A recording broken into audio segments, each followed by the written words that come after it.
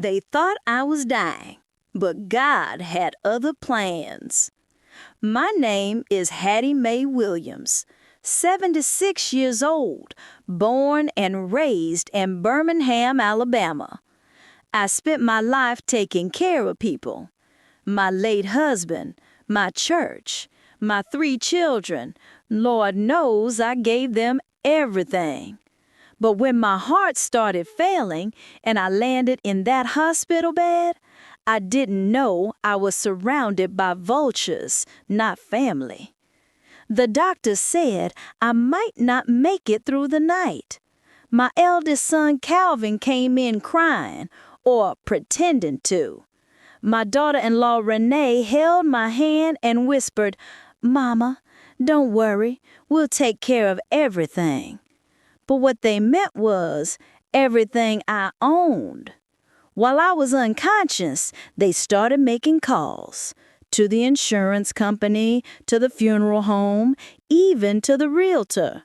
My name wasn't called on the paperwork before they started selling what I built. But I didn't die. When I woke up 3 days later, the nurse told me something that froze my blood. "Your son already signed the release for your body." My body.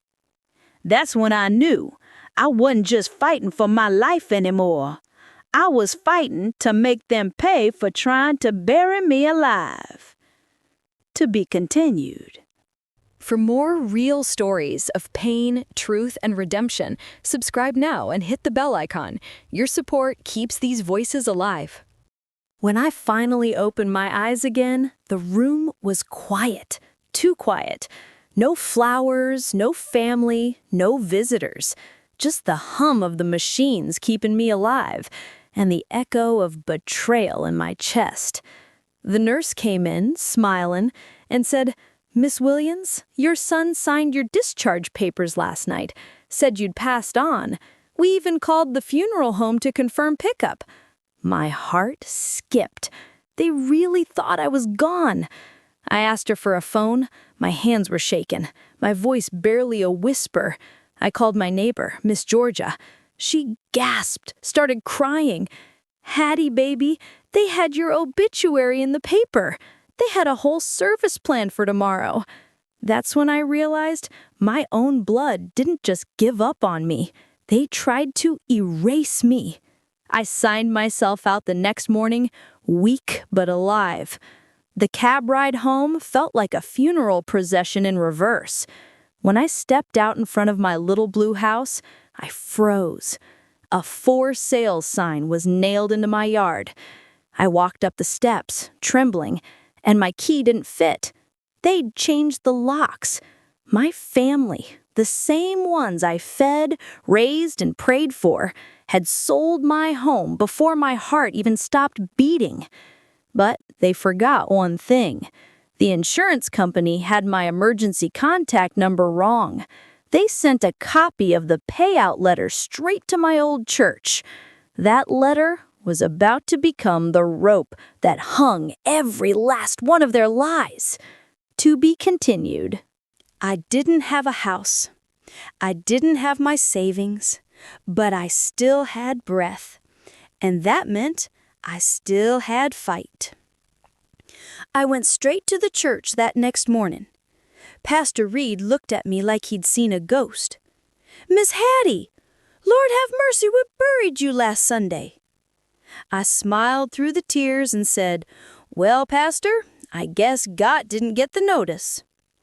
He hugged me, and that's when he handed me the envelope, the one the insurance company mailed. Inside was a check. My name, the policy number, the full payout, already marked processed. They deemed my death.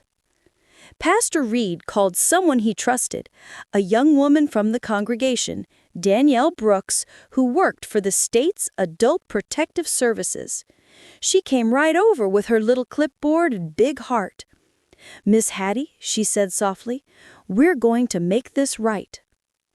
Danielle started digging through the system, checking records, bank statements, and signatures. Within a week, She found everything. They forged documents, faked a death certificate, and withdrew every cent of my savings. My own son's handwriting was on the forms. Calvin even listed himself as my next of kin beneficiary. I remember whispering, "He buried me on paper." But Danielle wasn't just kind. She was smart. She told me not to confront them yet. "Let the state handle this, Miss Hattie. We'll bring the law to your doorstep, not vengeance." That night, I prayed harder than I had in years. "Lord, I don't want revenge," I said, voice trembling. "I just want truth. Let them see what they did, and let the world see who I really am."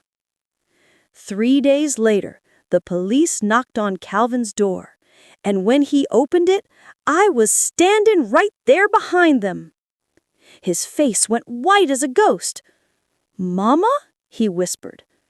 I looked him dead in the eye and said, "You didn't expect resurrection to come with handcuffs, did you?" For more real stories of pain, truth, and redemption, subscribe now and hit the bell icon. Your support keeps these voices alive. The day of the hearing felt like Judgment Day. The courtroom was packed. Reporters, neighbors, even the church choir came to see the woman who came back from the dead. I sat there in my Sunday dress, holding my Bible and my breath. Across the room sat Calvin, his wife Renee, and that same lawyer who'd forged my name. The judge read the charges: insurance fraud, falsifying documents, elder exploitation. Every word cut through the room like a sermon. Calvin wouldn't even look at me. When it was my turn to speak, I stood slow. The bailiff offered me his arm, but I waved him off. I walked up to that stand steady, because truth don't tremble. "Your Honor," I said, "I gave that boy life. I gave him everything I had, my house, my savings, my love. And he gave me a coffin before I was cold." You could hear a pin drop. Renee started crying. Calvin just hung his head, like shame finally caught up to him. The judge leaned forward and said, "Ms. Williams, this is one of the most disturbing cases I've ever seen. But today, justice stands with you." And just like that, the gavel fell. Guilty. Calvin was sentenced to 5 years in state prison, Renee to house arrest and restitution. But me, I walked out free, not just from the courtroom, but from every lie they ever buried me under. A week later, the news ran my story nationwide. Elderly woman declared dead, exposes family fraud. People called me brave, but I told them the truth. Bravery is what you find when love betrays you, but faith won't let you quit.